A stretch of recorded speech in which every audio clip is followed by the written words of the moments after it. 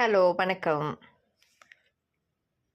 அறுசுவை விருந்து அப்படின்னு நம்ம கேள்விப்படுறோம். அந்த அறுசுவையில் இருக்கிற டேஸ்ட்டு, அதாவது ருசி, எல்லாமே உடம்புக்கு எவ்வளவு நல்லது அப்படிங்கிறது பார்க்கலாமா?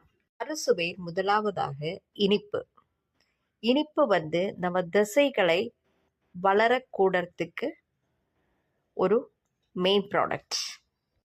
கசப்பு. கசப்பு நம்ம உடம்பில் இருக்கிற வேண்டாத கிருமிகளை எல்லாமே அழிக்கக்கூடிய ஒன்று. புளிப்பு. புளிப்பு இரத்த குழாயில் இருக்கிற அழுக்கை எல்லாமே சுத்தம் செய்து கொடுக்கும். உரைப்பு. உடல் சூடு, உணர்ச்சிகளை கூட்டும். உவர்ப்பு.